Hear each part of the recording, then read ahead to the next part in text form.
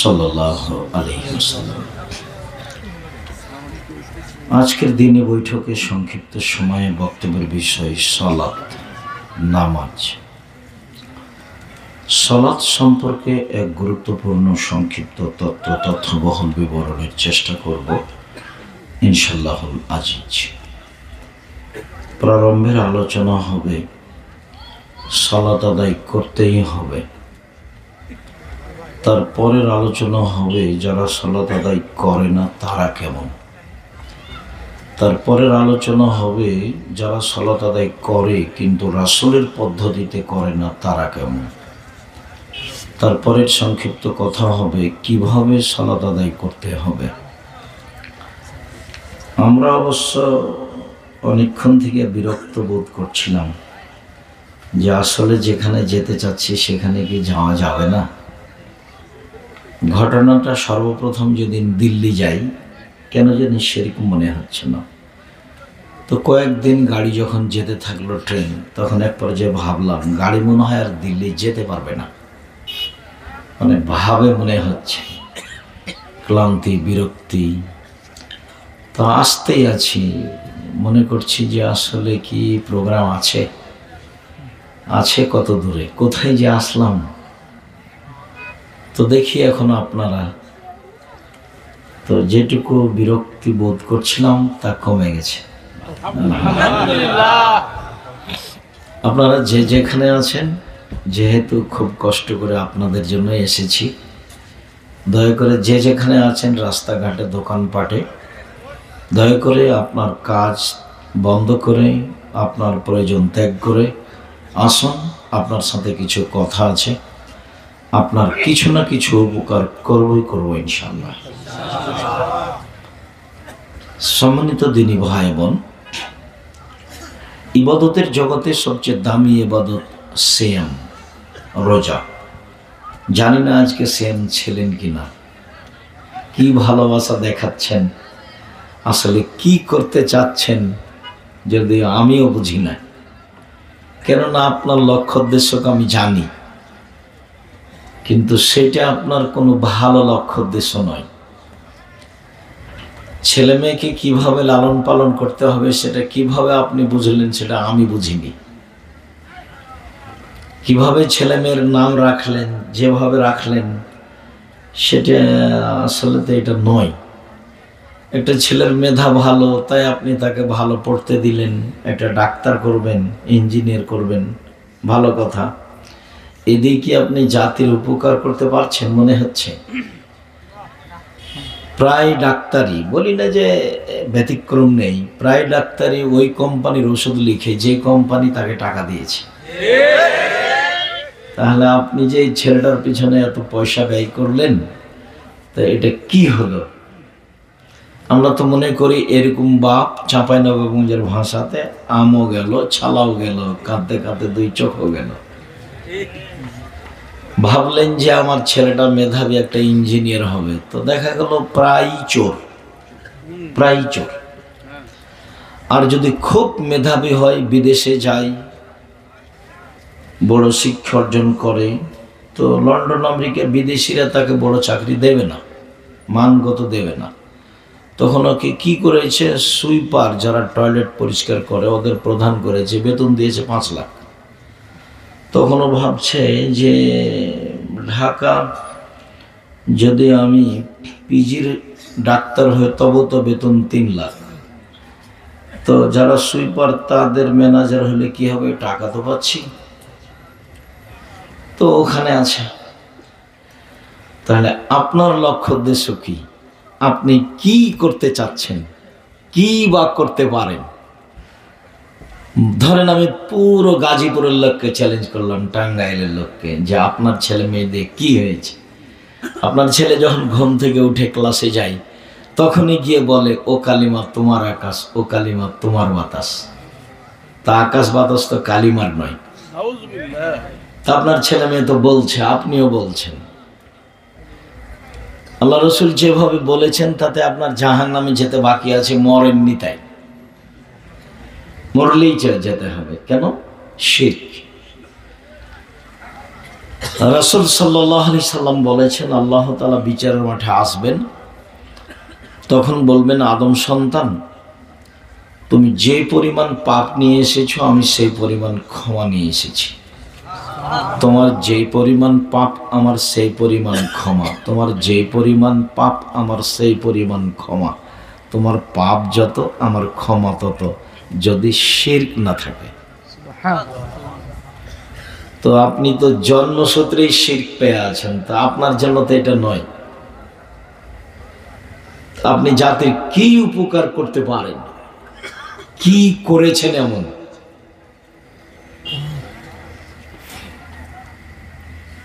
দল নির্বাচন করেই বা কি করতে পারেন?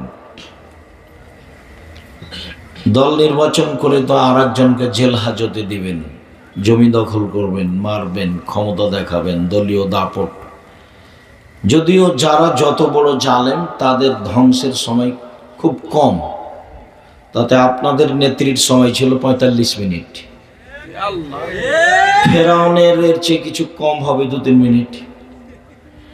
আর আদ সামদ বুঝতেই পারেনি কিভাবে ধ্বংস হয়ে গেছে, মানে মিনিট টিনিট নেই, হঠাৎ।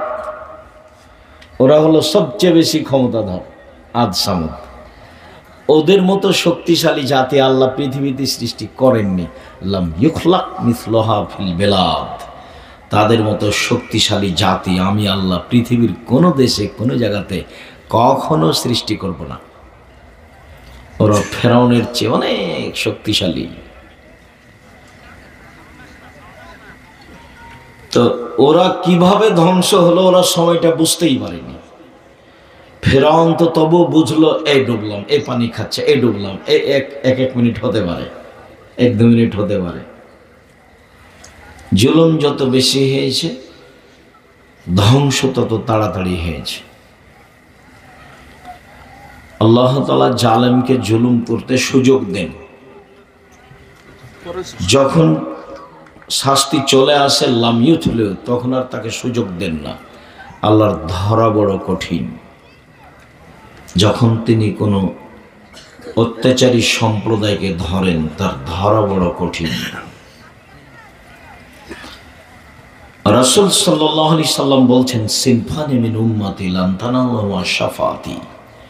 আমার উম্মতের 2 শ্রেণীর মানুষের পক্ষে আমি কথা বলবো না।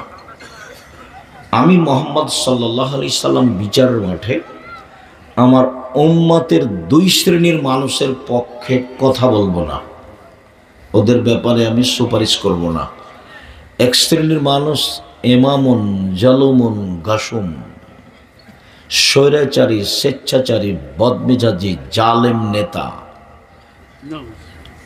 এর পক্ষে আমি কথা বলবো না, এর সাথে আমার কোনো কথা নেই। অকুল্ল গালিন মারিক, আর যারা ধোঁকাবাজ, প্রতারক, বিশ্বাসঘাতক, যারা সমাজের বিশ্বাসঘাতক, ধোঁকাবাজ, তাদের সাথে আমি কথা বলবো না। অবশ্য রাসূল সাল্লাল্লাহু আলাইহি ওয়াসাল্লাম এই কথা আরো অন্য জায়গায় বলেছেন।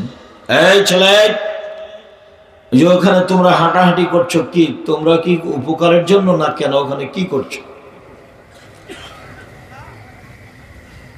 আর যারা আপনারা দোকানপাটে বসে আছেন, মানে কি বুঝাতে চাচ্ছেন? শরমবোধ হয় না, একটু লজ্জাবোধ হয় না, একটু হায়াবোধ হয় না? লজ্জা শরম কি বেঁচে খেয়েছো? দোকানপাট কি আজকেই করতে হবে? কেনাকাটা কি আজকেই করতে হবে? আপনার একটু শরম হয় না কেন? আপনার একটু হায়া হয় না কেন? আপনার একটু লজ্জা হয় না কেন? আল্লাহ নবী বলছেন যে সব নবী একটা বাক্য বলেছেন, সেই বাক্য মুহাম্মদ সাল্লাল্লাহু আলাইহি ওয়াসাল্লাম বলেছেন, সেই বাক্য ইব্রাহিম আলাইহিস সালাম বলেছেন, সেই বাক্য নূহ আলাইহিস সালাম বলেছেন, পৃথিবীর সব নবী সেই বাক্য বলেছেন। সেটা কি? ইযা লাম তাস্তাহি ফাসনা মা শাইতা। যখন তুমি লজ্জা করবে না তখন তুমি সবই করতে পারো। লজ্জা নেই যার, ঈমান নেই তার। ঈমান নেই যার, লজ্জা নেই তার। আল্লাহ ওয়াল ঈমান কারনু জামিয়া। লজ্জা এবং ঈমান দুটো একসাথে জমা ধরে আছে, একসাথে। এই যা রফিয়া আদম রফিয়াল আখার, একটা যদি উঠে যায় তার একটা এমনিতেই চলে যাবে। আপনি বলেন দোকানে বসে আছেন, আপনার লজ্জা আছে, আপনি বলেন কেন আপনি ওখানে বসে আছেন? এখনই আপনাকে চা খেতে হবে? আমরা জীবনে কোনোদিন চায়ের স্টলে বসিনি, জীবনেও কোনোদিন বসিনি, আর বেঁচে আছি তো। তো আপনি চায়ের স্টলে বসে আছেন কেন? কেন গেলেন ওখানে? ওখানে কি আছে? ইতর শ্রেণীর মানুষ যায়, নিম্ন শ্রেণীর মানুষ যায়, বদ শ্রেণীর মানুষ যায়। দোকানে বসে আছে, ল্যাংটা মেয়ে নাচছে, আর একজনের বদনাম করছে, এ আবার মানুষ? একে আমি পশু প্রাণীর চেয়ে ঘৃণা মনে করি, এ সবচেয়ে খারাপ মানুষ, ইতর শ্রেণীর মানুষ। আপনি বলেন যে আমি ভালো? এই ছেলে, তোমার বাপ ভালো? বলো দেখি যে আমার বাপ ভালো। তোমার বাপ তাহাজ্জুদ পড়লে কি হবে? তোমার বাপ আমার কাছে কুকুর শ্রেণীর চেয়ে খারাপ, বালু মাজাল বরং তার চেয়ে খারাপ। দোকানে বসে আছো কেন? কি আছে ওখানে? তোমার বাপ নেই, তোমাকে কি শিখিয়েছে? জন্ম দিতে পারলে বাপ হওয়া যায় না, নীতির নাম বাপ। মান ওয়ালাদাল্লাহ ওয়ালাদুন ফালিহিসান ইসমাহু, ছেলে জন্ম নিলে একটা সুন্দর নাম রাখতে হয়। ও আদাবাহ, সুন্দর শিষ্টাচার দিতে হয়। বাপ মানে শিষ্টাচার দিবে। রাসূল সাল্লাল্লাহু আলাইহি ওয়াসাল্লাম বলেন, মান কানাত লাহু ওয়ালিদা ফাল্লামা ফাসানা তালিমাহা ওয়া তাদাবাহা ফাসানা তাদিবাহা। কারো যদি একটা কাজের মেয়ে থাকে, নিজের মেয়ে থাকে, তাকে বিদ্যা শিখিয়ে দিল, সুন্দর বিদ্যা শিখিয়ে দিল, শিষ্টাচার শিখিয়ে দিল, সুন্দর শিষ্টাচার শিখিয়ে দিল, সে ডবল নেকি পাবে। শিষ্টাচার কি জিনিস? দোকানে বসে আছো, এটা শিষ্টাচার? এটা তোমার বাপ বলেছে? তোমার বোন ওখানে বসে আছে, নখগুলো বড় বড় আছে, এটা শিষ্টাচার?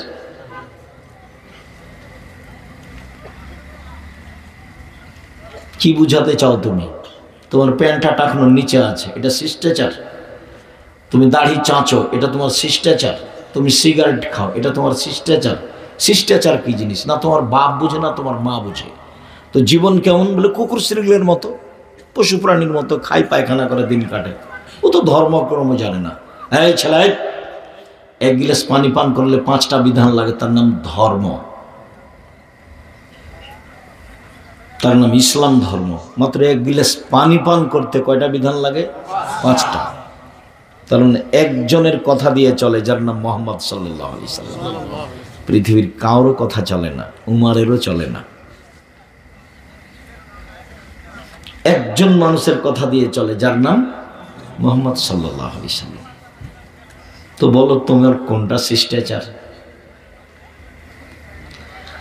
রাসূল সাল্লাল্লাহু আলাইহি ওয়াসাল্লাম যখন জাবেরকে বললেন, জাবের তুমি অবিবাহিতা মেয়ে বিবাহ কেন করলে না? তালাক প্রাপ্তা মেয়ে কেন বিবাহ করলে? বেশি বয়সের মেয়ে কেন বিবাহ করলে? তখন জাবের বলছেন, আল্লাহ নবী শোনেন, আমার আব্বা উহুদের যুদ্ধে শহীদ হয়েছে, 9 জন মেয়ে রেখে গেছেন, আমার 9 জন বোন আছে। 9 জন মেয়ে রেখে গেছেন, আমার 9 জন বোন আছে। আক্রাহু আনা তাযাক্কাজা মিসলাহুন্না, তাদের সমবয়সের কম বয়সের মেয়েকে আমি বিবাহ করা পছন্দ করিনি 4টা কারণে। আমার বোনদের সমবয়সের কম বয়সের মেয়েকে বিবাহ করা পছন্দ করিনি 4টা কারণে। 1, লিতুয়াল্লিমাহুন্না, বেশি বয়সের মেয়ে বিবাহ করেছি যাতে করে আমার স্ত্রী আমার বোনদেরকে বিদ্যা শিখাতে পারে। 2, বলে তুয়াদ্দিবাহুন্না, বেশি বয়সের মেয়েকে বিবাহ করেছি যাতে করে আমার স্ত্রী আমার বোনদেরকে শিষ্টাচার শেখাতে পারে। তাহলে বিদ্যার শিষ্টাচার দুটো এক নয়। 1 মিনিট, তুমি আমাকে 1 গিলাস পানি দিলা, তা আমি বললাম জাযাকাল্লাহ খায়ের, তুমি কি এর মানে জানো? আমি তোমাকে 1 গিলাস পানি দিলাম, তখন তুমি বললে থ্যাংক ইউ। আচ্ছা, কয়েক কোটি থ্যাংক ইউ যদি এক জায়গাতে জমা করা যায়, তাহলে এক নেকি হবে? শিষ্টাচার, শিষ্টাচার একজনের চলে, যার নাম মুহাম্মদ সাল্লাল্লাহু আলাইহি সাল্লাম। কারো শিষ্টাচার চলে না।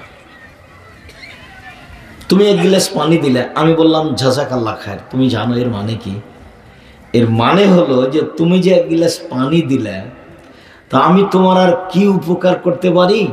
যে পারে তাকে বলে দিলাম, আল্লাহ ওকে প্রতিদান দাও। এবার প্রতিদান তুমি যেখানেই থাকবা সেখানেই হবে। লন্ডনে থাকো, আমেরিকায় থাকো, বাংলাদেশে থাকো, যেখানেই থাকো না কেন, কোনো বিপদে পড়ে যদি, আর এই যে বলে দেওয়া হয়েছে জাযাকাল্লাহ খায়ের, সেদিন তোমাকে আল্লাহ বিপদ থেকে বাঁচিয়ে দিবে। প্রতিদান দিতে কাকে বলা হলো? আল্লাহকে। তো তুমি বললে থ্যাংক ইউ, বলো তো কয়েক কোটি থ্যাংক ইউ জমা করলে কি হতে পারে?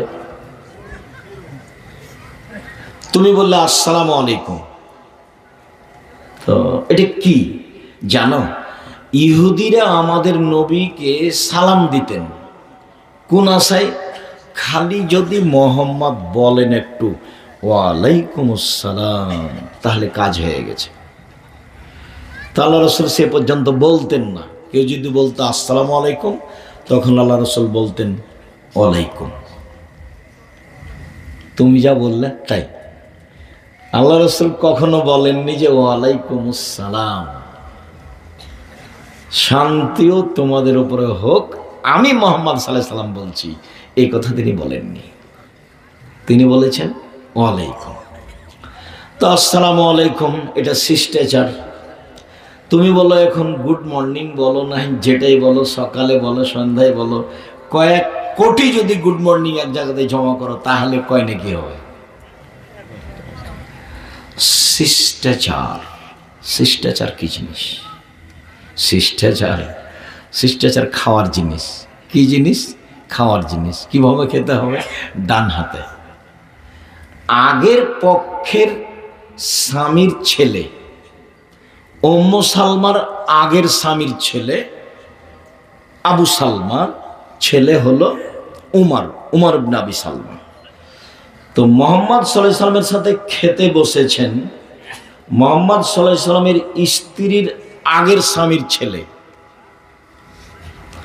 যখন আল্লাহর নবী উম্মু সালমাকে বিবাহের প্রস্তাব দিয়েছিলেন, তখনই উম্মু সালমা বলেছিলেন, দেখেন আপনি আমাকে বিবাহের প্রস্তাব দিয়েছেন ভালো কথা, ভেবে দেখেন আমার স্বামী ছিল, আমি একজন পুরুষের সাথে সংসার করেছি, আপনার সাথে কেমন করব তা আমি নিশ্চিত বলতে পারছি না, তবে আমার পুরুষের সাথে সংসার করা আছে। 2, আপনি হচ্ছেন শহরের মানুষ, আমি হচ্ছি পল্লীর মানুষ, আপনার সাথে সংসার করতে এসে কেমন করব তা ঠিক বলতে পারছি না। 3, আমার আগের পক্ষের ছেলে আছে, আমার আগের স্বামীর ছেলে আছে, আমি যখন আপনার সংসারে চলে আসব, তখন আমার আগের স্বামীর ছেলেও আমার সাথে আসবে, তখন আপনার অবস্থা কেমন হবে সেটা আপনি ভেবে বলেন। তখন আল্লাহ রাসূল বলছেন, সালমা ভেবেই বলেছি। তো এখন খেতে বসেছেন, তো উমর ইবনে আবি সালমা বলছেন যে আমি খেতে বসেছি, তো আমার হাতটা প্লেটের এখানে সেখানে যায়, খেজুরের এখান থেকে নিই, একবার এখান থেকে নিই, একবার এখান থেকে নিই।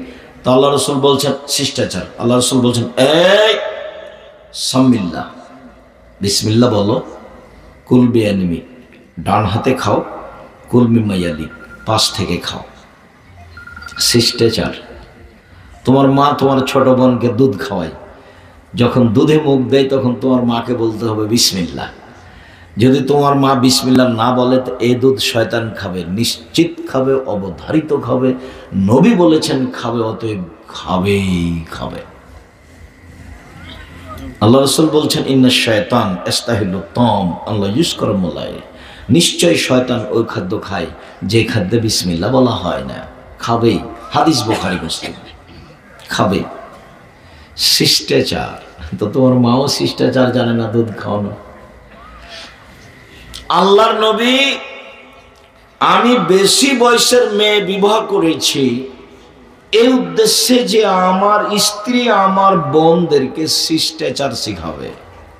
3, বলে তুরাজ্জালাহুন না, আমি বেশি বয়সের মেয়েকে বিবাহ করেছি যাতে করে আমার স্ত্রী আমার বোনদেরকে সাজগোজ করে পরিপাটি করে রাখতে পারে।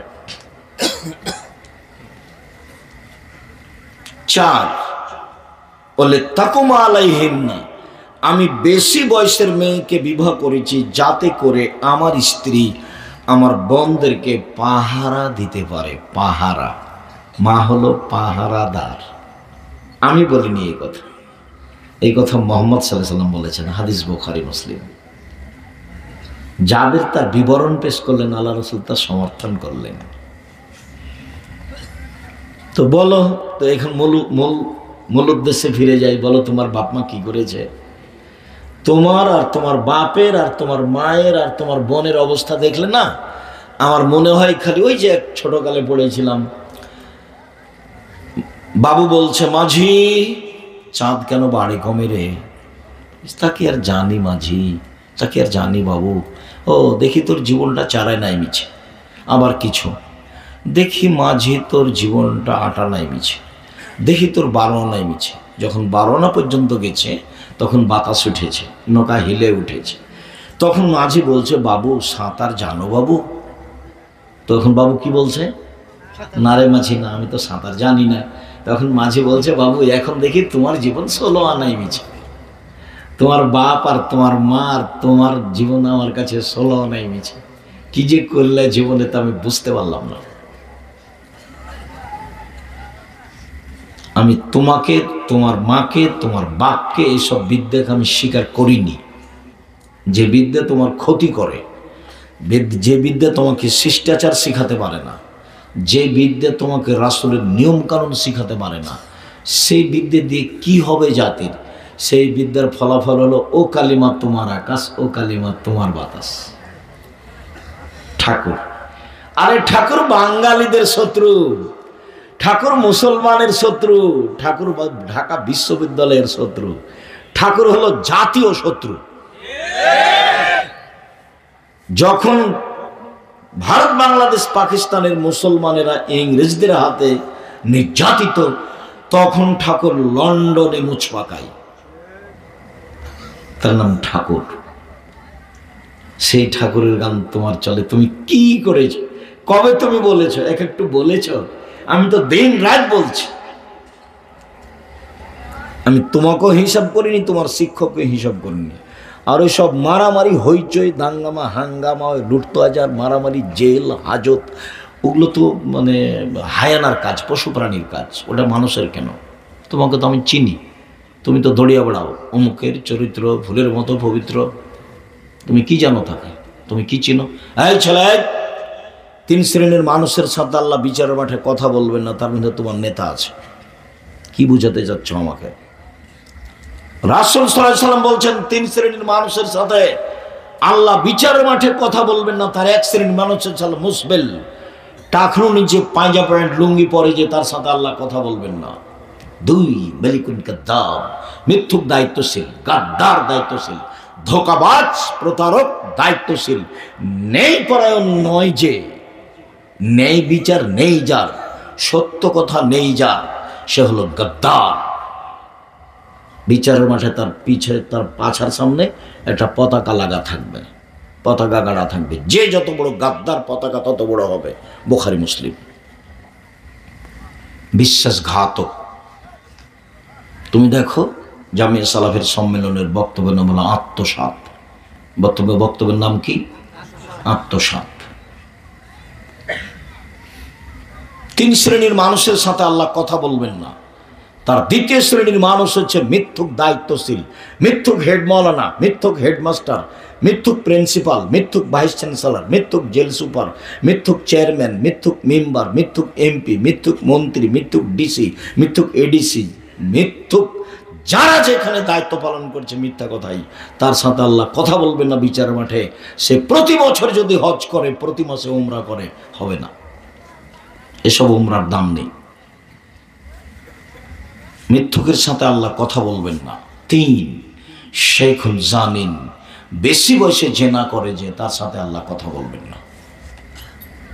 এ কথা আমি বলিনি, এ কথা মুহাম্মদ সাল্লাল্লাহু আলাইহি সাল্লাম বলেছেন।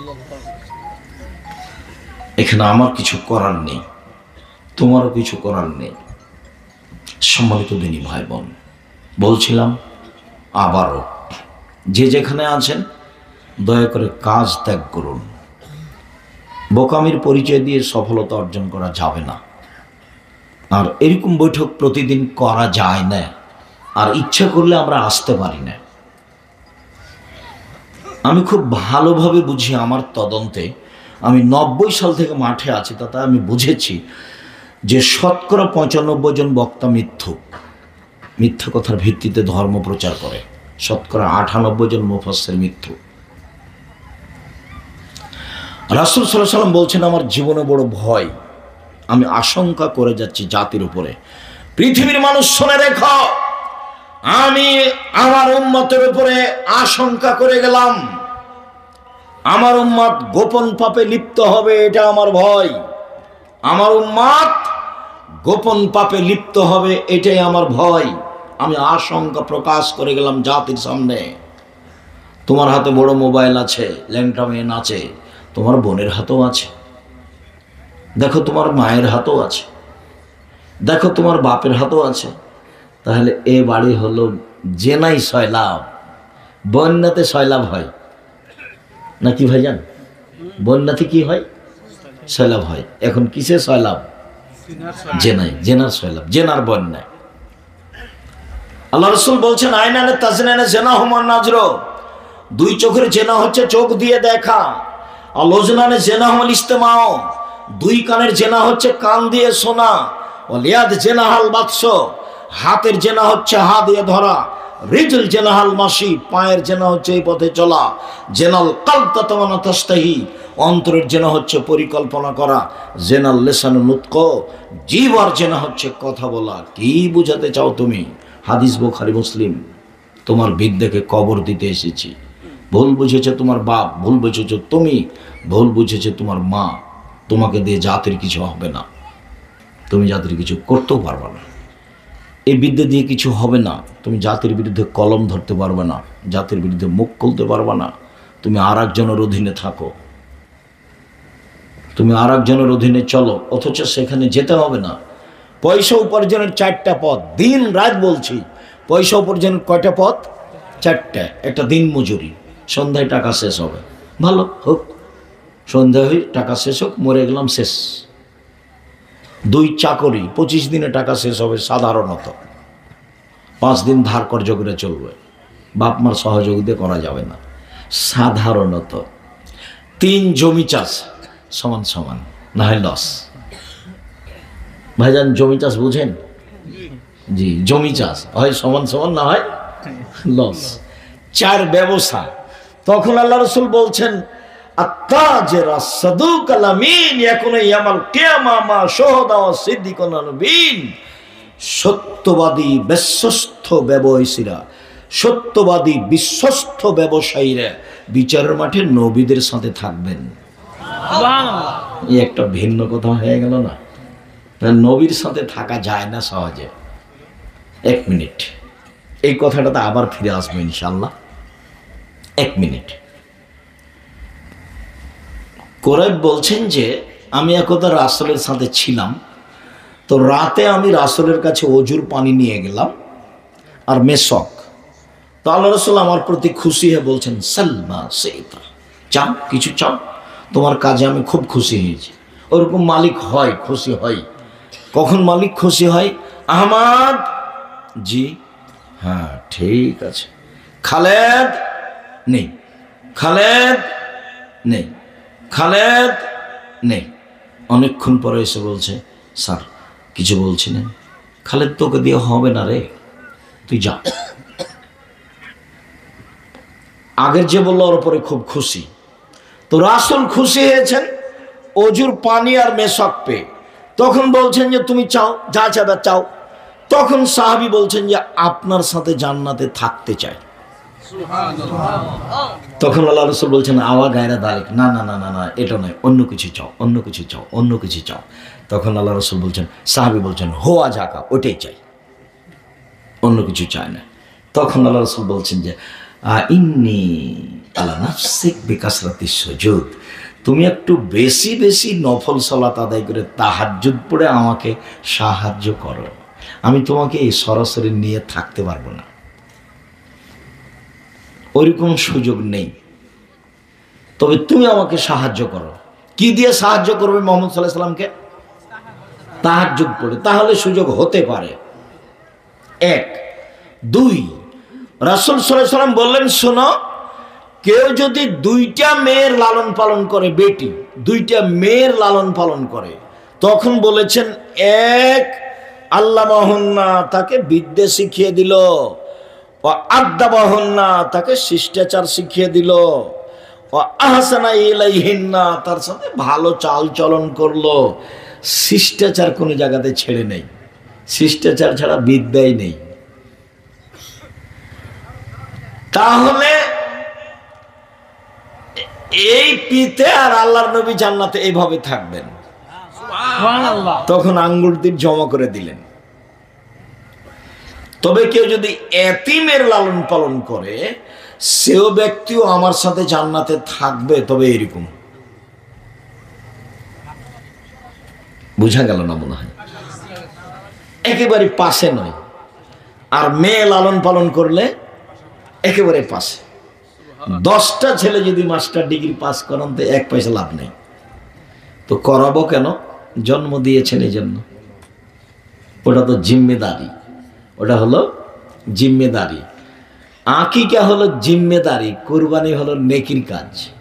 আকিকা হলো জিম্মেদারি, কুরবানি হলো নেকির কাজ।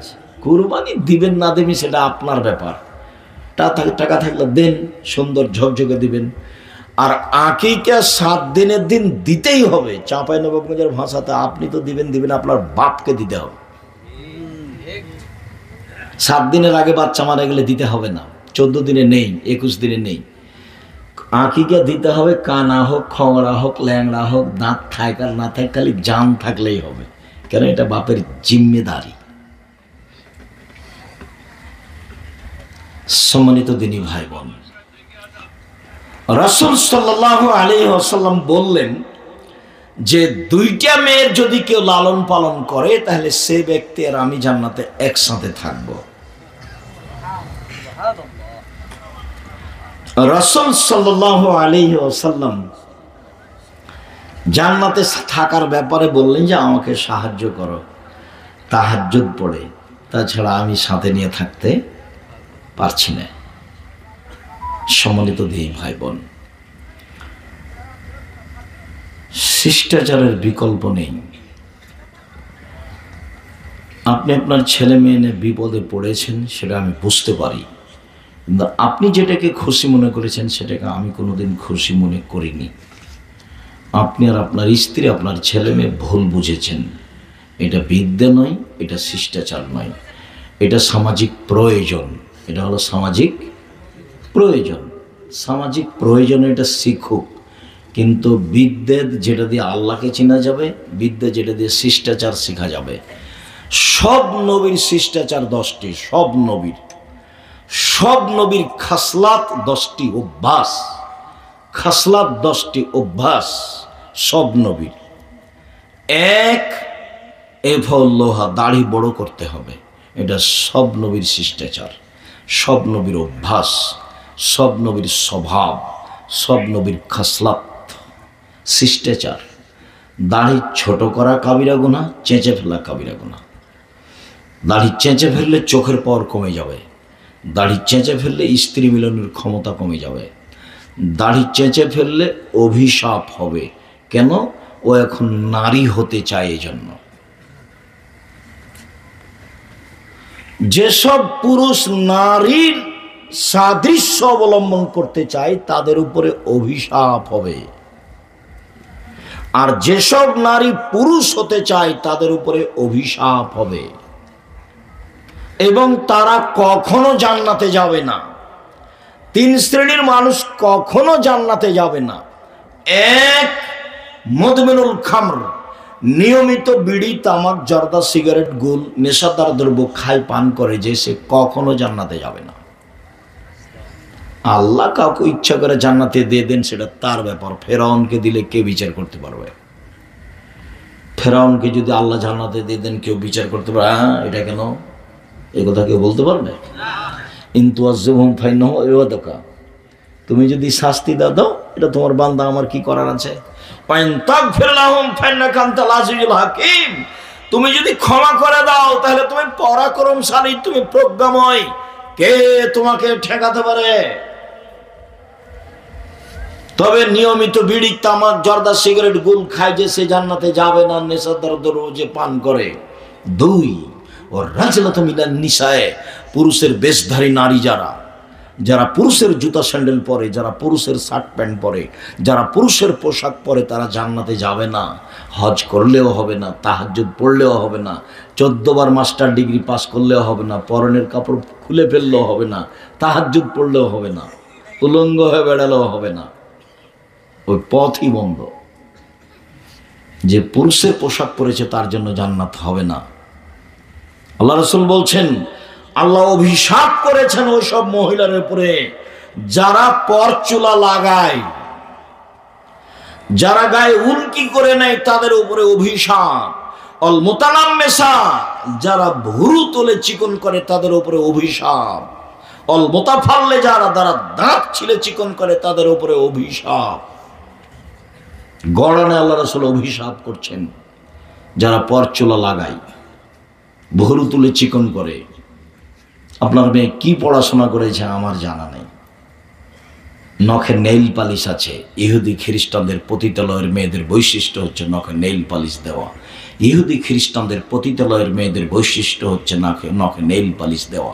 ইহুদি খ্রিস্টানদের পতিতালয়ের মেয়েদের বৈশিষ্ট্য হচ্ছে নখে নেইল পালিশ দেওয়া।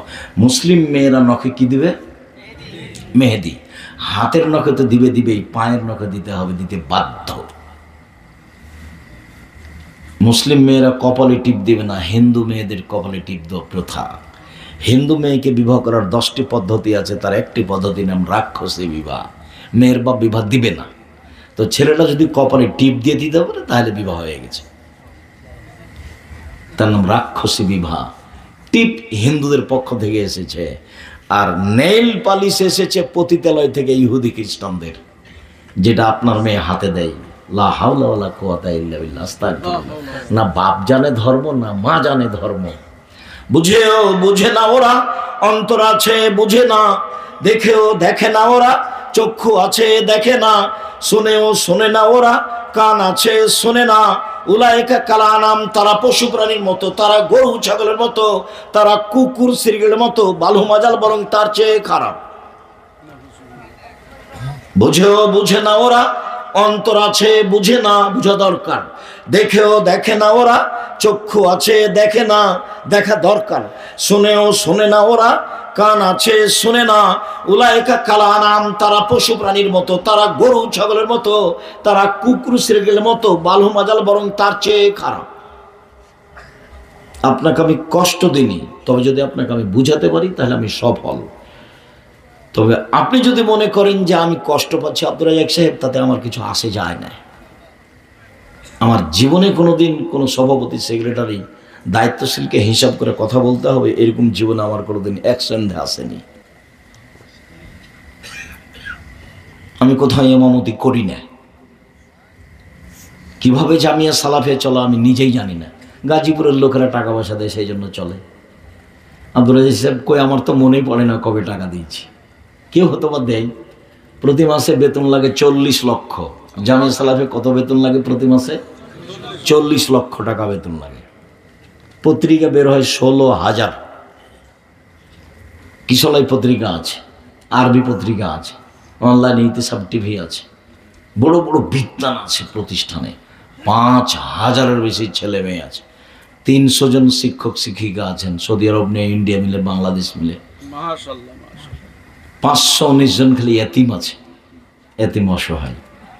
তো কে সব খাওয়ার বহন করে? গাজীপুর লোকে করে।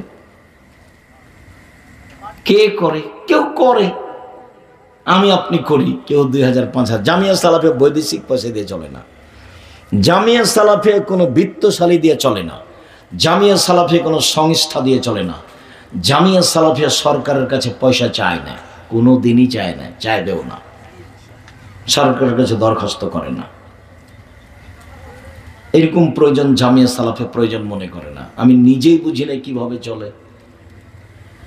সম্মানিত দিনী ভাই বোন, কাজেই কোনোদিন কারো কাছে নত হয়ে ধর্মের কথা বলতে হবে এরকম কোনোদিন দিন আমার কাছে আসেনি। আল্লাহ যেন নামই আসে। সম্মানিত দিনী ভাই বোন, বলছিলাম নবীগণের বৈশিষ্ট্য 10টি। 1, দাড়ি ছেড়ে দিতে হবে, কাটাও হারাম, চাঁচাও হারাম। 2, কাসু সারে, মোচ কেটে ফেলতে হবে, ব্লেড ব্যবহার করা হবে না, মোচ কেটে ফেলতে হবে। 3, কাসুল আজফার, নখ কেটে ফেলতে হবে। সব নবীর বৈশিষ্ট্য। ও লোকটা ভ্যান চালায়, দেখেন কত বড় বড় নখ। ও লোকটা চালায়, মিশুক চালায়, দেখেন কত বড় বড় নখ। ওর বাপ নেই। এই ছেলে, তোমার নখ বড় কেন? তোমার বাপকে খালু বলে ডাকবা। কষ্ট পাও? বলো না, একদিন দেখো না খালু কেমন আছেন। আসসালামু আলাইকুম চাচা, কেমন আছেন বলো না। এই তুমি আমাকে খালু বলছো কেন? আমার নখ বড় এই জন্য। বলতে পারবো না? বলা তো উচিত। আর তোমার মাকে বলবে খালা। তোমার মা যদি খেপে ওঠে তাহলে কি বলবা? আম্মা, আপনাকে খালা বলতে আব্দুর রাজাক সাহেব বলে গেছেন। কেন বলে গেছে? আমার আপুর নখে নেইল পালিশ আছে এই জন্য। আমার আপুর নখে কি আছে? নেইল পালিশ আছে, এই জন্য আব্দুর রাজাক সাহেব বলে গেছেন যে আপনাকে আমরা কি বলে ডাকবো? খালা বলে ডাকবো। এই ছেলে, তুমি জানো মা কাকে বলে? 1 মিনিট দেখো,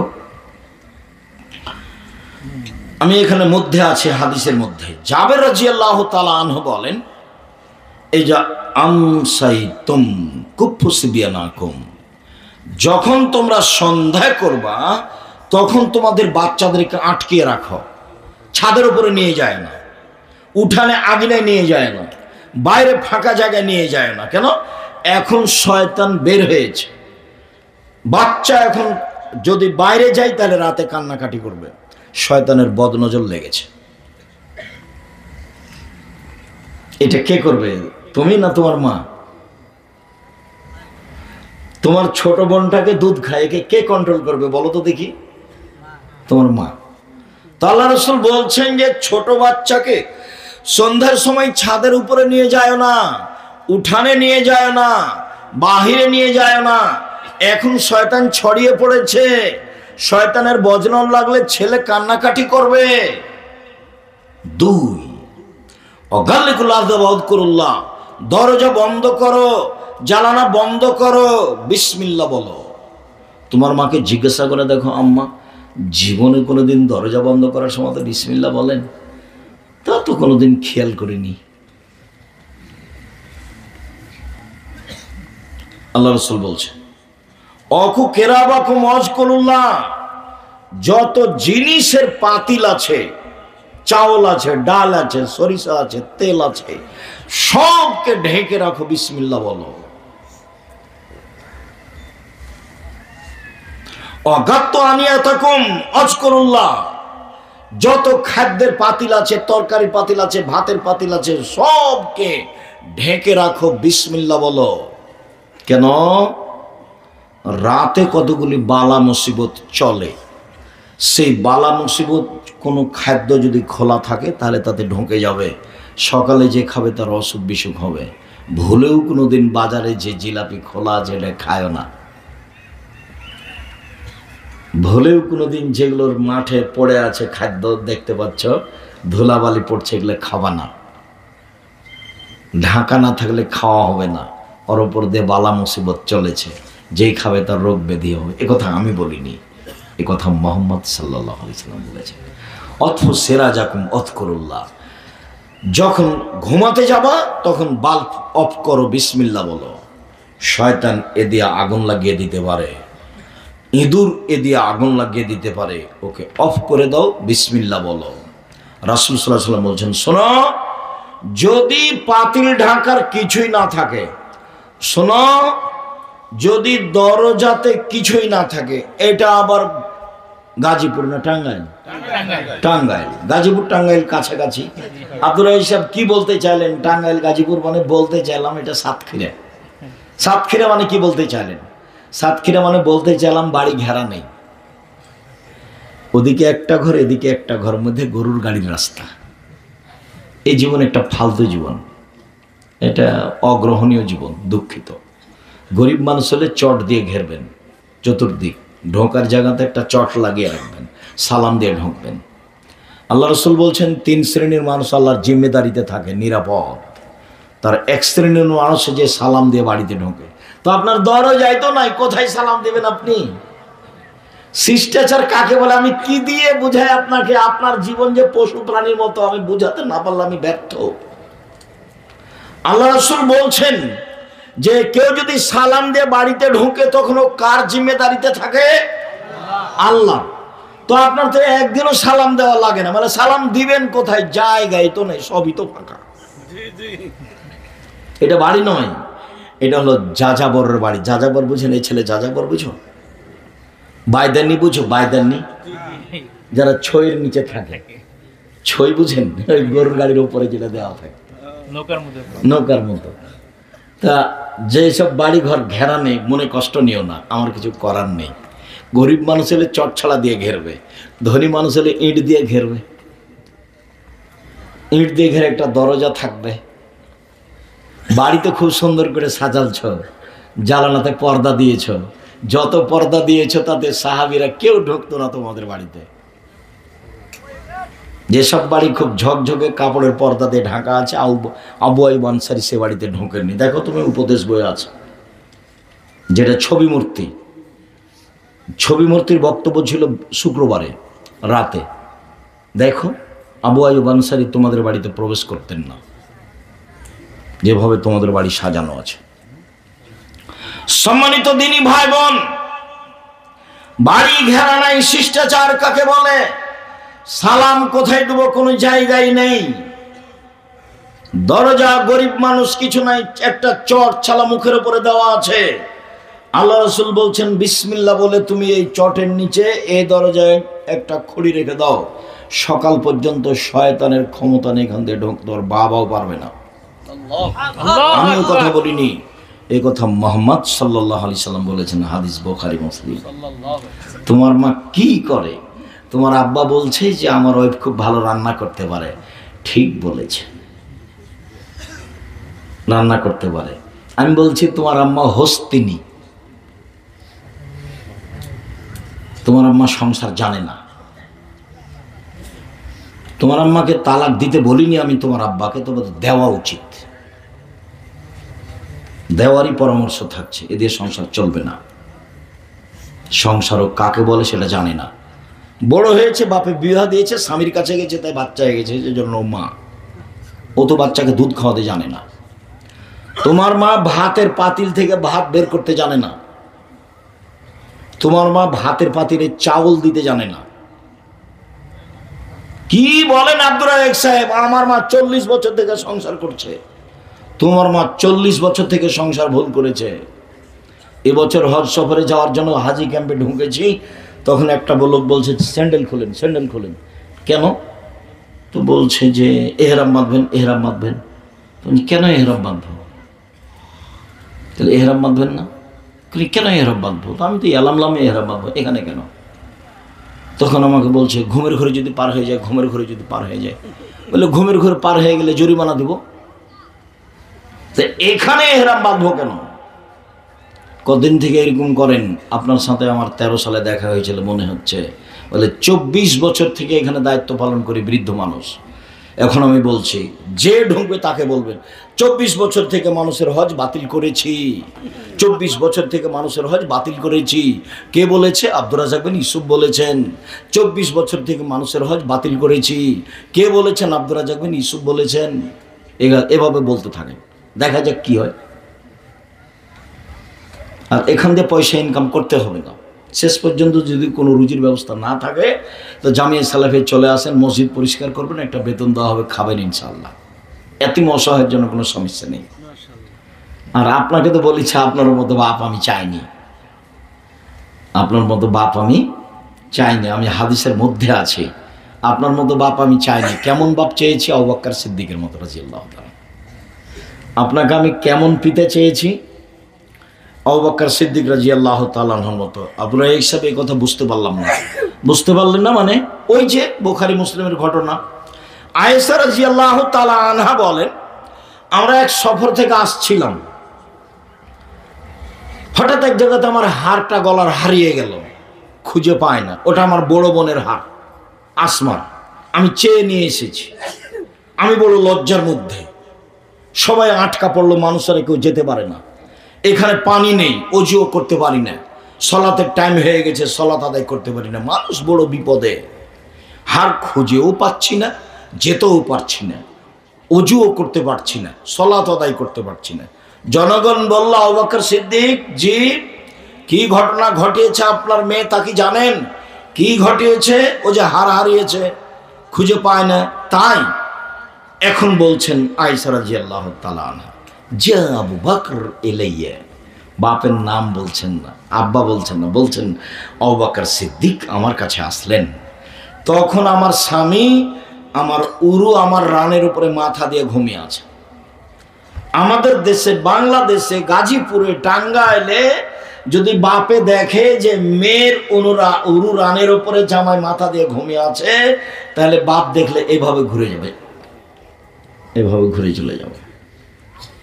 বুঝাতে পারিনি কথা মনে হয়? যদি দেখে যে বেটি জামাই এভাবে আছে, তাহলে বাপ কি করবে? এভাবে ঘুরে যাবে, ওটা শরমের ব্যাপার। তো এখন দেখেন, আমার আব্বা আসলেন, আবু বকর সিদ্দিক আসলেন, ফাল্লাকা জানি লাকসাতান শাদীদা, আমার এই কোমরের উপরে এত জোরে থাপ্পড় কিল মারলেন, আমার স্বামী আমার উরু রানের উপরে মাথা দিয়ে না ঘুমালে মায়ের কারণে আমি দূরে সরে যেতাম, এত জোরে মারলেন।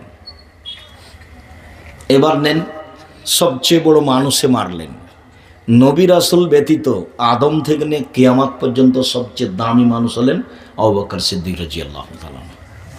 সবচেয়ে দামি মানুষে মারলেন, সবচেয়ে দামি মহিলাকে মারলেন।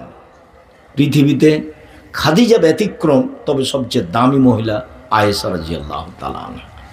সবচেয়ে দামি মহিলাকে মারলেন, সবচেয়ে বড় মানুষের সামনে মারলেন, তিনি হলেন মুহাম্মদ সাল্লাল্লাহু আলাইহি সাল্লাম। বিবাহদারী মেয়েকে মারলেন। বিবাহদারী বুঝেন? যে মেয়ে বিবাহ দেওয়া হয়ে গেছে, বিবাহদারী মেয়েকে মারলেন, জামাইয়ের সামনে মারলেন, পূর্ণ যুবতী মেয়েকে মারলেন, হাত দিয়ে মারলেন, সবচেয়ে বড় মানুষে মারলেন, সবচেয়ে বড় মহিলাকে মারলেন, সবচেয়ে বড় মানুষের সামনে মারলেন, বিবাহদারী মেয়েকে মারলেন, জামাইয়ের সামনে মারলেন, পূর্ণ যুবতী মেয়েকে মারলেন, দিন দুপুরে মারলেন, খোলা মাঠে মারলেন, প্রায় 1400 মানুষের সামনে মারলেন। এত বড় বাপে এত বড় বেটিকে এত বড় মানুষের সামনে এইভাবে মেরে দিলেন। ভুল কোথায়? হার হারিয়ে গেছে।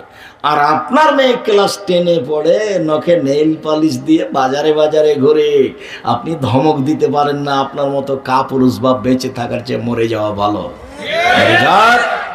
মরে যাক, তাতে আসে না। জামিয়া সালাফে আপনার ছেলে মেয়েকে লালন পালন করবে ইনশাআল্লাহ। কালকে যদি 500 জন এতিম যায়, কোনো সমস্যা নেই, 500 জন আছে, তার মধ্যে আপনার ছেলে মেয়ে থাকলে কোনো সমস্যা নেই, দুশ্চিন্তা ভোগ করবেন না। দামি দামি শিক্ষক, আরবি, বাংলা, ইংরেজি শিক্ষা দর্জন সব প্রস্তুত আছে। সম্মানিত দিনী ভাই বোন, বলছিলাম কাসুল আজফারে নবীগণের বৈশিষ্ট্য, নখ কেটে ফেলতে হবে, হালাকুল আনাতে নাকফুলে বেতে বগলে লোম উঠিয়ে ফেলতে হবে। নারী পুরুষ একই হুকুম, বগলে ব্লেড ব্যবহার করা হবে না, নারী পুরুষ একই হুকুম। হালাকুল আনাতে নিচের লোম পরিষ্কার করতে হবে, ঊর্ধ্বে টান 40 দিন। যেভাবে সহজ, যেভাবে সম্ভব, নারী পুরুষ একই হুকুম। ইন্তেকাসুল মা, পেশাব পায়খানার পরে পানি দিয়ে পবিত্রতা অর্জন করতে হবে। আগে ঢেল টিস্যু পেপার, পরে পানি, এটা মিথ্যা, আপনি কষ্ট নিয়েন না। আপনাকে আমার কথা মানতে হবে, কথা আমি বলিনি, তবে বলার অধিকার আছে তাই বলছি। বুঝতে পারেননি কথা? আগে ঢেল টিস্যু পেপার পরে পানি, এ কথা নয়, এটা ধর্ম নয়। পানি নেই তখন ঢেল টিস্যু পেপার, এটা হলো শরীয়ত। আপনি পানি দিয়ে পবিত্রতা অর্জন করেছেন, হাতে পেশাব পায়খানা লেগেছে, রাসূলের পদ্ধতি মাটি দিয়ে মেজে নাও, এখন তো আরো উন্নত মানের জিনিস আছে, সাবান আছে, আরো তো কত কি আছে। মাঝে পানি দিয়ে পবিত্রতা অর্জন করতে হবে, সকল নবীর নীতি, সব নবীর বৈশিষ্ট্য, পানি দিয়ে পবিত্রতা অর্জন করতে হবে। আগে ঢেল টিস্যু পেপার পরে পানি, এ কথা ঠিক নয়। ঢেল নিয়ে 40 কদম হাঁটতে হবে, এইটা নোংরামি, মনে কষ্ট নিয়েন না। পায়ের উপরে পা উঠাতে হবে, খক খক করে কাশতে হবে, এটা বিধান নয়। যদি পায়ের উপরে পা উঠাতে হয়, যদি খক খক করে কাশতে হয়, যদি 40 কদম হাঁটতে হয়, আপনি জান্নাতে যেতে চাচ্ছেন পবিত্রতা অর্জন করে, আপনার বউকে পবিত্রতা অর্জন করতে হবে না? বউকে আপনি ঢেল নিয়ে 40 কদম হাঁটতে বলেন, বলে আব্দুর রাজ্জাক সাহেব কেমন কেমন লাগবে? ও, বউ যদি হাঁটে কেমন কেমন লাগে পুরুষকে, তা আপনি যখন হাঁটেন এভাবে, তখন মহিলাকেও কেমন কেমন লাগে। দুটাই একই, দুটাই হলো একই। অন্যের উপরে বুঝ চাপিয়ে দিয়েন না, অযথা বোঝা মাথায় করিয়েন না, সহজ পথ। আব্দুর রাজ্জাক সাহেব থামেন থামেন থামেন, একটু কথা শোনেন। আসলে না, আমার পেশাবের কিছুক্ষণ পরে পেশাব আসে, সেই জন্য আমাকে 40 মিনিট থাকাই লাগে। তুমি যদি এইটা মনে করো, তাহলে তুমি বুঝো শয়তান আমাকে ধরেছে। 40 মিনিট কেন, 40 ঘন্টা পরে যদি তুমি ঢেল ফেলো, তবু মনে হবে যে পেশাব আসলো, তোমাকে শয়তান ধরেছে। তোমার নাম, এটার নাম অসা। এটার নাম কি? অসা। তোমারও আছে, তোমার স্ত্রীরও আছে। ঘন্টা লেগে যাবে টয়লেট থেকে বেরোতে, গাড়ি ছুটে যাবে। পেশাব পায়খানা, বাস পানি খরচ করো, পেশাব পায়খানায় বসো, বিসমিল্লাহ আল্লাহু আউযু বিকা মিনাল খুবুসি ওয়াল খাবায়েস। যদি বিসমিল্লাহ বলো, শয়তান কানা হয়ে গেছে, দেখতেও পাবে না। আর যদি বিসমিল্লাহ না বলো, তো দেখতে পাবে, ক্ষতি করতে পারবে না। বুঝাতে পারিনি, এভাবে বলতে হবে, আল্লাহুম্মা ইন্নী আউযু বিকা মিনাল খুবুসি ওয়াল খাবায়েস। এখন দেখতে পাবে, ক্ষতি করতে পারবে না। 2, বিসমিল্লাহ আল্লাহুম্মা ইন্নী আউযু বিকা মিনাল খুবুসি ওয়াল খাবায়েস। ক্ষতি তো দূরের কথা, দেখতেই পাবে না। বিসমিল্লাহ অন্তরাল করে দিয়েছি, কি দিয়ে আপনাকে বোঝায় বিসমিল্লাহ কি জিনিস? অন্তরাল করে দিয়েছে, কানা হয়ে গেছে, দেখতেই পাবে না।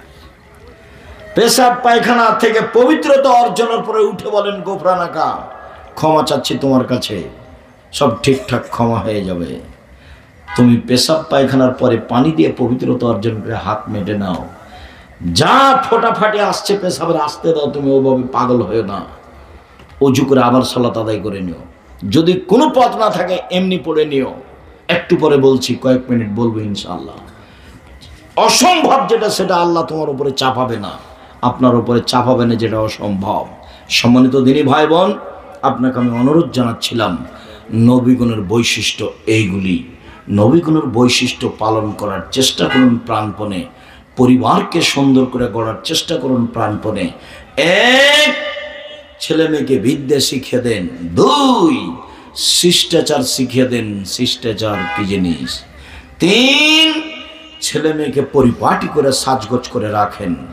4, ছেলে মেয়েকে পাহারা দেন। সালাত আদায় করেছ? জি না, দাঁত ভেঙে দেবো একবারে। সালাত আদায় করে আসো, তারপরে কোনো কথা।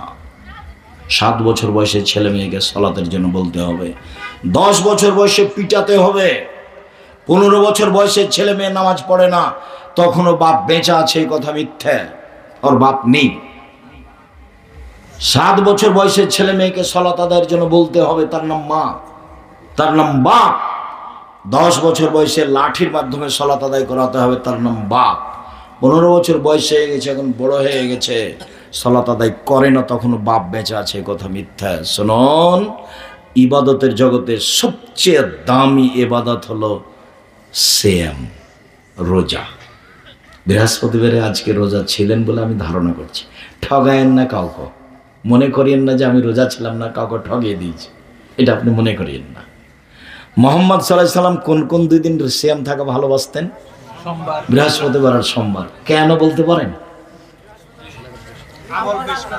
মানুষের পাপ নেকি এই 2 দিনে আল্লাহর কাছে পেশ করা হয়। তা আমাদের নবী চাইতেন যে আমার আমলটা দেখো, সিয়াম অবস্থায় দেখো, দেখো সিয়াম অবস্থায় দেখো। এই জন্য তিনি এই 2 দিন সিয়াম থাকা ভালোবাসতেন। শাবান মাসে বেশি বেশি সিয়াম থাকতেন, খুব বেশি। তো সাহাবীগণ বলছেন, আচ্ছা আল্লাহ রাসূল, আপনি শাবান মাসে এত সিয়াম থাকেন কেন? তখন আল্লাহ রাসূল বলছেন, আরে শোনো শোনো, শাবান একটা মাস, রজব ও রমজানের মাঝে। শাবান একটা মাস, রজব ও রমজানের মাঝে। মানুষ তাতে বেখেয়াল থাকে। বাৎসরিক রিপোর্ট পেশ করা হয় এই মাসে আল্লাহর কাছে। আমার মন চায় আমার রিপোর্টটা আল্লাহ দেখুক সিয়াম অবস্থায়। এই জন্য আমি বেশি বেশি সিয়াম থাকি। আল্লাহ রাসূলের জানা ছিল না সেদিন কোন দিন। কিভাবে ভারত, বাংলাদেশ, পাকিস্তানের আলেম ওলামা জেনে নিয়েছেন সেদিন 15ই শাবান। আমার কাছে ধরা পড়েনি। আমার কাছে অত বিদ্যা নেই, ভাঙাচোরা টুটা ফাটা আছে। তাতে আমি 97 সাল থেকে ধর্ম তদন্ত করি, মানে ফতোয়া লিখি, আর 16 সাল থেকে ফতোয়া বোর্ড পরিচালনা করি। আমি আপনার বিদ্যাকে প্রাধান্য দিই, আপনার বিদ্যা বেশি, তবে আমি চর্চা করি বেশি। আপনাকে আমি খাটো করতে আসিনি। আমি 97 থেকে ফতোয়া লিখি আর 16 সাল থেকে ফতোয়া বোর্ড পরিচালনা করি। তাতে আপনাকে বলতে চেয়েছি আমি যে এই বিষয়টা আমি মোটামুটি ভালো বুঝি, তবে আমি মানুষ, কোথাও ভুল ত্রুটি থাকতেও পারে। আমার দৃঢ়তা কাজ করে। জাতির যদি রাস্তাঘাট করে দিতে না পারি, জাতির যদি স্কুল কলেজ করে দিতে না পারি, জাতিকে চূড়ান্ত সঠিক ধর্ম দিতে পারবো ইনশাআল্লাহ। ধর্মের ব্যাপারে জাতিকে ফাঁকি দিয়ে পরকাল হারাতে রাজি নই, এটা আমি চাই না। সম্মানিত দিনী ভাই বোন, বলছিলাম 10 বছর বয়সে পিটিয়ে সালাত আদায় করাতে হবে। 15 বছর বয়সে সালাত আদায় করে না, বাপ বেঁচে আছে, কথা ঠিক নয়। যে কোনো মূল্যে সালাত আদায় করতে হবে। অজু করে সালাত আদায় করতে হয়, পানি নেই, তায়াম্মুম করে করতে হবে। মাটি নেই, অজু তায়াম্মুম ছাড়াই সালাত আদায় করতে হবে। কেবলার দিকে মুখ করে সালাত আদায় করতে হয়, কেবলা বোঝা যায় না, এমনিতেই পড়তে হবে কেবলা ছাড়া। দাঁড়িয়ে সালাত আদায় করতে হয়, দাঁড়িয়ে থাকা যায় না। বসে থেকে সালাত আদায় করতে হবে, বসে থাকা যায় না। শুয়ে থেকে সালাত আদায় করতে হবে। ইবাদতের জগতে ভিন্ন ধরনের ইবাদত সালাত, ব্যতিক্রম ইবাদত সালাত। সালাত এমন একটা ইবাদত যার উপরে নির্ভর করে অন্যান্য ইবাদত। সালাত এমন একটা ইবাদত যার উপরে নির্ভর করে অন্যান্য ইবাদত। যদি সালাত থাকে তাহলে দানের নেকি ঠিকই থাকবে। যদি সালাত থাকে, সবচেয়ে দামি ইবাদত হলো সিয়াম, সেটাও থাকবে। যদি সালাত থাকে, সবচেয়ে পাওয়ারফুল শক্তিশালী ইবাদত হলো দান, সেটাও থাকবে। যদি সালাত না থাকে তাহলে সবই গেছে। পৃথিবীতে ব্যতিক্রম ভিন্ন ধরনের ইবাদত হলো সালাত। আপোষ বলে কোনো জিনিস নাই, সবটাতে আপোষ আছে। কেমন আপোষ একটু বুঝান তো আব্দুর রাজ্জাক সাহেব, কেন আপনি বুঝেন না? রমজান মাস, আমার শরীরটা একটু খারাপ, এখন কি করবেন? পরে করেন। এই দেখেন আপোষ আছে। আপনি সফরে আছেন, রমজান মাস, পরে করেন, এ দেখেন আপোষ আছে। হজ ফরজ, আচ্ছা এবছর যাব না, সামনে বার যাব, আচ্ছা ঠিক আছে যান। জাকাত ফরজ, 1 মাস আগে দিয়ে দেবো, দেন। 1 মাস পরে দেবো, আচ্ছা দেন, দিলেই হলো। সালাত 1 মাস পরে আদায় করেন তো। একদিন বড় ডাক্তার গেছি সন্ধ্যার সময়তে, তো মাগরিব বড় অনেক সালাত আদায় করছেন। তো ভাইজান বলছে, ভাইজান এত সালাত কিসের আদায় করলেন? আরে আর বলেন না, ছোটকালে না ছাত্র জীবনে অনেকদিন নামাজ ছুটে গেছে, তো সেই জন্য উমরি কাজা করছি। কিন্তু আপনি কয় রেকাত পড়বেন? সন্ধ্যের নামে ইবাদত। ধর্ম পাগল নয়, ধর্ম একজন লোকের কথা দিয়ে চলে। উমরি কাজা নেই, হারাম, কাবিরা গুনাহ, তওবা করতে হবে। আপনার সালাত ছুটে গেছে, 50 বছর ছুটে গেছে। আরে বয়সী 100 বছরে একদিনও সালাত আদায় করেননি, আজকে বলছেন যে ইনশাআল্লাহ সালাত আদায় করব। আপনি আল্লাহকে বলেন, আল্লাহ আমার ভুল হয়েছে, মাফ করো। সুবহানাল্লাহ, সব আল্লাহ কেটে দেবেন ইনশাআল্লাহ। খালি আপনার এই কথার অপেক্ষা আছেন আল্লাহ, খালি আপনার এই কথার অপেক্ষায় আছেন। 1 মিনিট, এই ছেলে খুব খেয়াল করে থাকবা, তোমার পাশ থেকে কোনো ছেলে বা কোনো লোক উঠে না যেন, কষ্ট হলেও। ইবলিসের সাথে, ইবলিস আল্লাহর সাথে কি বলছে? 1 মিনিট। ইবলিস আল্লাহকে, আল্লাহ ইবলিসকে বলছে, এই আদমকে সিজদা করতে বললাম, তুই সিজদা করলি না, যা। তখন ইবলিস বলছে, আমি কেমনি সিজদা করি? ও হলো মাটির তৈরি, নিম্নমুখী, আমি হলাম আগুনের তৈরি, ঊর্ধ্বমুখী, আমি তাকে সিজদা করতে পারি না। তখন আল্লাহ বলছেন সর সর সর সর সর, এখান থেকে সর, অহংকারী সর। তখন ইবলিস বলছে ঠিক আছে সরে যাব, আমার একটা কথা শুনতে হবে। কি কথা? কিয়ামত পর্যন্ত বেঁচে থাকার সুযোগ দিতে হবে। তখন আল্লাহ বলছেন ঠিক আছে, এলা ওয়াক্তি মালুম, একটা সময় পর্যন্ত দিলাম, ঠিক আছে দিলাম। এবার শোনেন, যেমন কিয়ামত পর্যন্ত বেঁচে থাকার সুযোগ পেয়েছে তেমন বলছে রব্বি, হে আমার প্রতিপালক, ইজ্জতে তোমার সম্মানের কসম করে বলছি, লাগবেন আল ইনসানা মাদামা তারহুম ফি জাসাদিহিম, আদম সন্তানের ছেলেমেয়ের দেহে যতক্ষণ পর্যন্ত শ্বাস আছে আমি তাকে পাপী করব করব করব।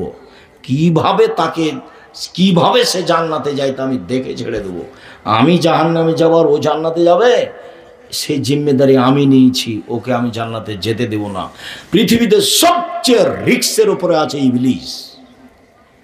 সবচেয়ে বিপদগ্রস্ত কে আছে? ইবলিস। খুব রিস্কের উপরে আছে। ও মাঠে নেমেছে, যে কোনো মূল্যে আপনাকে পাপী করাবে। ও বলছে তোমার সম্মানের কসম, আমি আদমের ছেলে মেয়েকে পাপী করাবোই। আমি তাকে জেনা করাবো, আমি তাকে মোবাইল দেখাবো অন্যায়ভাবে, আমি তার জাল জুয়াচুরি লুটতরাজ অরাজকতা অন্যায় অবিচার দাগাবাজি ধোকাবাজি সব তাকে দিয়ে করিয়ে নেব। কেমনে ও জান্নাতে যায় তা দেখছি। তখন আল্লাহ বলছেন যদি এইটা পারবি না তাহলে তো ভালো হতো। তখন আল্লাহ বলছেন শোন শোন ইবলিস শোন, ওয়া ইজ্জতি ওয়া জালালি ওয়া ইরতিফায়ে মাকানি, আমার সম্মানের কসম, আমার ইজ্জতের কসম, আমার উচ্চতার কসম, আমার সম্মানের কসম, আমার মর্যাদার কসম, আমার উচ্চতার কসম, আদমের ছেলে মেয়ে যতবার আমার কাছে ক্ষমা চাইবে ততবার ক্ষমা করে দেব। আদমের ছেলে মেয়ে তুমি যেভাবে থাকো আমি সেভাবে শুনি, তুমি যেভাবে আশা পোষণ করো সেভাবে পূর্ণ করে থাকি। আদম সন্তান তুমি যেভাবে ডাকো আমি সেভাবে থাকি, যেভাবে আশা পোষণ করো সেভাবে আমি পূর্ণ করে থাকি। তুমি ক্ষমা চাইলে ক্ষমা করে দিই, আমি পরোয়া করি না তুমি কত বড় পাপী, আমি পরোয়া করি না তুমি কত বড় পাপী। তোমার পাপ বেশি হতে হতে যদি আকাশে লেগে যায় আদমের ছেলে মেয়ে শোনো, এরপরে যদি আমাকে বলো যে আমার ভুল হয়েছে আমি তোমাকে ক্ষমা করে দিব, আমি পরোয়া করি না তুমি কত বড় পাপী। তুমি যেভাবে ডাকো আমি সেভাবে থাকি, তুমি যেভাবে আশা পোষণ করো সেভাবে আমি পূর্ণ করে থাকি, আমি পরোয়া করি না তুমি কত বড় পাপী। তুমি ক্ষমা চাইলে আমি তোমাকে ক্ষমা করে দিই। 100 বছর বয়স, একদিনও সালাত আদায় করেনি, আজকে বলছে যে সালাত আদায় করবো সকাল থেকে ইনশাআল্লাহ, আল্লাহ তুমি আমাকে মাফ করো। সুদের পাপ খুব খারাপ, খুব খারাপ সুদের পাপ। আল্লাহ রাসূল বলছেন কেউ যদি জেনে শুনে 1 টাকা সুদ খায় 36 বার জেনা করে যত পাপ হবে 1 টাকা সুদ খেলে তার চেয়ে বেশি পাপ হবে। জেনাই তো খারাপ। এখন আল্লাহ রাসূল বলছেন কেউ যদি জেনে শুনে 1 টাকা সুদ খায় 36 বার জেনা করে যত পাপ হবে 1 টাকা সুদ খেলে তার চেয়ে বেশি পাপ হবে। আরো নেমে গেলেন নিচে, বলছেন পৃথিবীর মানুষ শুনে রেখো, সুদের 17টা ভাগ রয়েছে। ছোট ভাগ হলো কেউ যদি মায়ের সাথে জেনা করে যত পাপ হয় সুদের ছোট ভাগ তত পাপ হয়। সুদের ছোট ভাগ হলো মায়ের সাথে জেনা করা। সুদের পরিণতি নিঃস্ব, সুদ খায় যে তাকে ভিক্ষুক হতে হবে। আল্লাহ বলেছেন, নবী বলেছেন যে সুদ খাবে তাকে একদিন জমি জায়গা বাড়িঘর সব ছেড়ে দিতে হবে, তার পরিণাম নিঃস্ব। আল্লাহ বলেছেন টাকা পয়সা কমে যাবে, নবী বলেছেন ও নিঃস্ব হয়ে যাবে। ছেলেরা বলতে পারো ঘটনাটা কি? আব্দুল্লাহর বক্তব্য একদিন আমার কাছে এটা ধরা পড়েছে। আব্দুল্লাহর বক্তব্য আমি এই জন্য খুব মনোযোগ সহকারে শুনি, খেয়াল করে দেখেছো তো? অনেক কথা আমার কাছে খুব ধরা পড়ে। তো একদিন বলছে যে টাকার একটা নিজস্ব গতি আছে, ওকে আল্লাহ সৃষ্টি করেছেন বিনিময়ে ব্যবহারের জন্য। বিনিময় 1 কেজি বেগুন নিলাম, বিনিময়ে টাকা দিলাম। 1 কেজি চাউল নিলাম, বিনিময়ে টাকা দিলাম। বলতো মুদ্রার জন্ম কেন? বিনিময়, বিনিময়ে ব্যবহার হতে হবে, সেই জন্য তার জন্ম আল্লাহ দিয়েছেন। তো কেউ যদি টাকা দিয়ে টাকা নেয় তাহলে কি বিনিময় হলো? তো আল্লাহ তাকে যে জন্য সৃষ্টি করেছেন সেটা আর থাকলো না, তখন তার উপরে জুলুম হলো। যখন ওর উপরে জুলুম হবে তখন আর নিজের জায়গাতে থাকতে পারবে না, তখন মানুষের কাছ থেকে চলে যাবে। তখন কিছু মানুষের কাছে টাকা হয়ে যাবে, বাকির সব নিঃস্ব হয়ে যাবে। কিছু দেশে টাকা চলে যাবে, বাকি দেশ সব নিঃস্ব হয়ে যাবে। কেন? ওর টাকার প্রতি জুলুম করেছে। বুঝা গেল না কথা? মুদ্রাকে নিজ গতিতে থাকতে দিব, বলেন তো তার নিজ গতি কি? বিনিময়। তার জন্ম কেন হয়েছে? বিনিময় ব্যবহারের জন্য। যখন ওটা দিই ওটা নিব তখন আর বিনিময় থাকলো না, তখন তারপরে জুলুম হলো। এই জন্য ফলাফলে মানুষ হবে নিঃস্ব। তাই আল্লাহ বলেছেন ইয়ামহাকুল্লাহুর রিবা ইউরবি সাদাকাত, সুদ মানুষের টাকাকে কমিয়ে দেয়, দান মানুষের টাকাকে বেশি করে দেয়। এ আল্লাহ বলছেন। সম্মানিত দিনী ভাই বোন, যদিও আপনার অবস্থা খুব ভালো, আমি আপনাকে বলতে চেয়েছিলাম সালাতের কথা। আপনার অবস্থা ভাবতে ভাবতে আমি অনেক কথা বলে ফেলেছি। আমি আসলে আসতে অনেকখানি বিরক্ত হয়েছি, মনে কিছু নিয়েন না। আমি আপনাকে জরুরিভাবে বলে যাচ্ছি চারটে কথা। এক, 5 ওয়াক্ত সালাত যে কোনো মূল্যে। আব্দুর রাজ্জাক বিন ইউসুফ টিপ দিলে চলে আসবে সালাতের পদ্ধতি। যে কোনো মূল্যে 5 ওয়াক্ত সালাত আদায় করতে হবে, যে কোনো মূল্যে। মানে এর চেয়ে আপনার জীবনে জরুরি কোনো কাজ নেই। আমি অনেক সময় বলেও সেই কথাটা, আমার মা নতুন বউ এসেছে, আমাদের বাড়িতে এসেছে, আমার বাপের বাড়িতে, আমার দাদার বাড়িতে এসেছে আমার মা নতুন বউ। তো আজান হয়ে গেছে, তো ঘর লেপা বুঝেন কি আপনারা? তা আমার মা ঘর লিপছে, ঘর লিপতে দিয়েছে।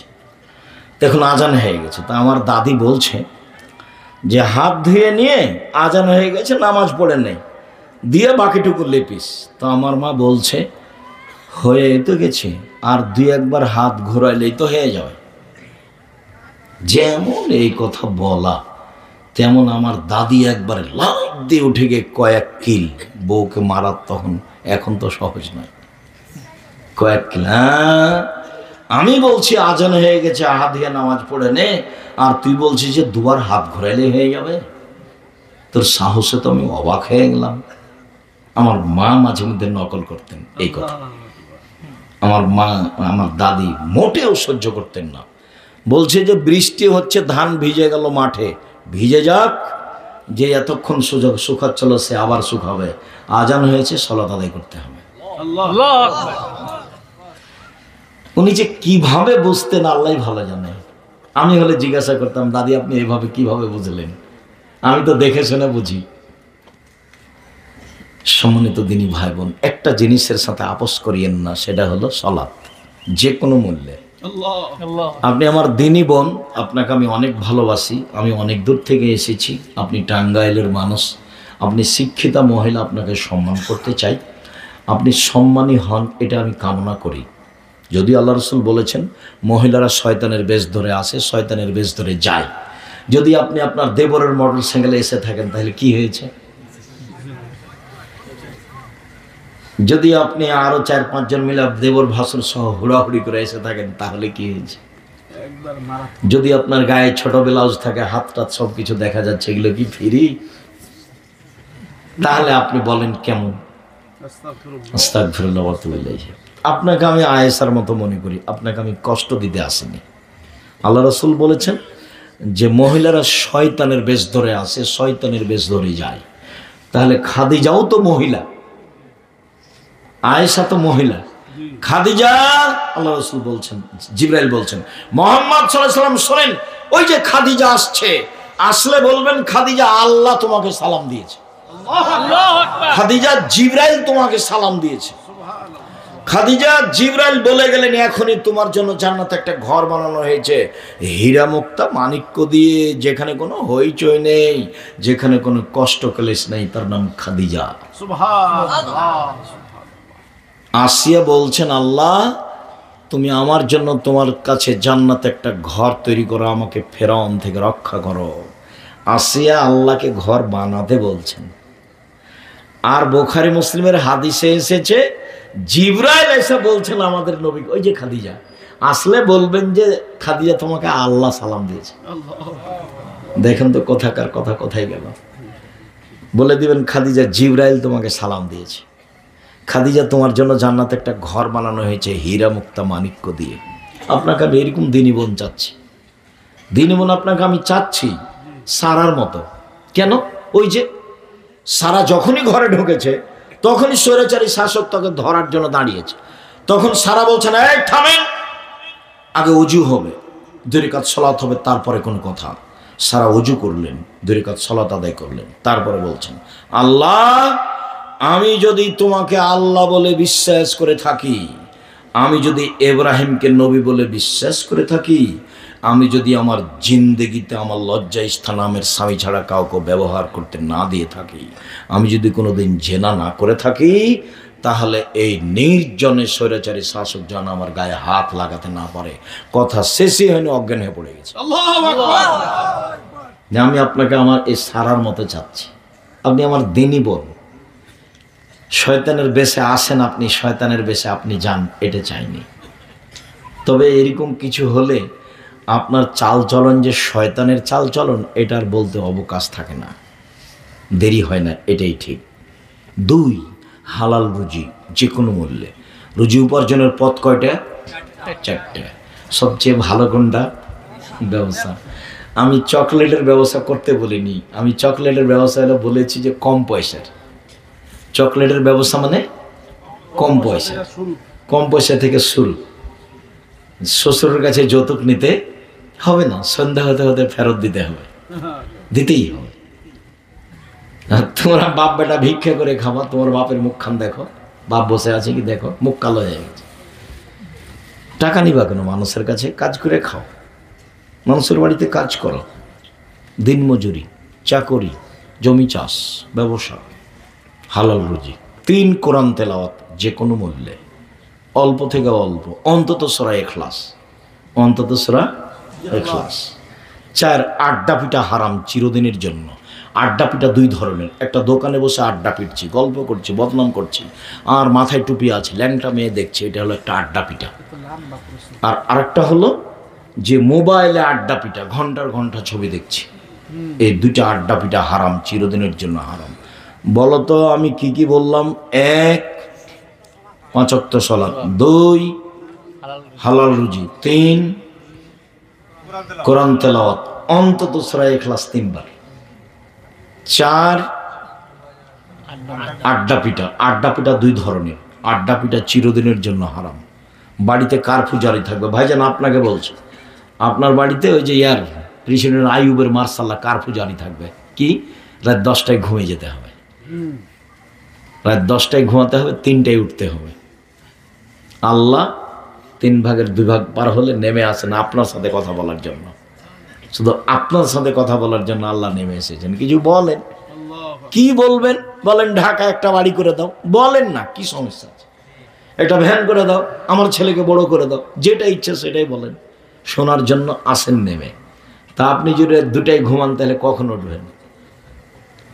সকালে উঠবেন, মুখখান ভ্যাংচা ভ্যাংচা থাকবে, মনে হচ্ছে যে শয়তান মুখে পেশাব করে দিয়েছে, কানে পেশাব করে দিয়েছে। সম্মানিত দিনী ভাই বোন, এই কয়েকটা কথা। আর জামিয়া সালাফের ভর্তির তারিখ হলো 1 জানুয়ারি। ডিসেম্বরের 1 তারিখ থেকে ফর্ম দেওয়া হয়। জামিয়া সালাফের রূপগঞ্জে কখন সম্মেলন হবে সেখানে যাবেন। জামিয়া সালাফের রূপগঞ্জ আপনার নিজের প্রতিষ্ঠান, 100 বিঘা জমির উপরে প্রায়। মাশাআল্লাহ। কিভাবে চলে? তো আপনারা সহযোগিতা করেন, সেজন্য চলে। কোনোদিন নিজেকে খাটো মনে করবেন না। আমি বলেছি শিরক মুক্ত প্রতিষ্ঠান জামিয়া সালাফিয়া, বিদাত মুক্ত প্রতিষ্ঠান জামিয়া সালাফিয়া, দল মুক্ত প্রতিষ্ঠান জামিয়া সালাফিয়া, সংগঠন মুক্ত প্রতিষ্ঠান জামিয়া সালাফিয়া, হিংসা মুক্ত প্রতিষ্ঠান জামিয়া সালাফিয়া, দেশের সর্ববৃহৎ প্রতিষ্ঠান জামিয়া সালাফিয়া। ওর সার্বিক কল্যাণের সাথে থাকবেন। পতিতালয়ের মহিলা যদি কুকুরকে পানি পান করে জান্নাত পেতে পারে, আপনিও জান্নাত পাবেন ইনশাআল্লাহ। আমার পক্ষ থেকে একটা পত্রিকা আছে হাদিয়া, আমি নিজে পত্রিকা কিনেছি আপনাদের ফিরিয়ে দেওয়ার জন্য। তবে শর্ত হলে যে আরেকটা নতুন কিনতে হবে। 16,000 পত্রিকা বের করেন, 3-4 লাখ টাকা মাসে খরচ করেন। টাকা কি আমি বানাই? টাকা আপনাদের। তা আপনি দাম দেবেন না কেন? দাম দেন। 50টা প্রশ্নের উত্তর থাকে। কে টাকা দেয়? কেউ দেয়, টাকসাল নাই রাজশাহীতে, ওটা আল্লাহ চালায়, ওটা আপনি দেন। তা আপনি দেওয়া শিখেন, একটা পত্রিকা কিনা শিখেন, একটা বই কিনা শিখেন।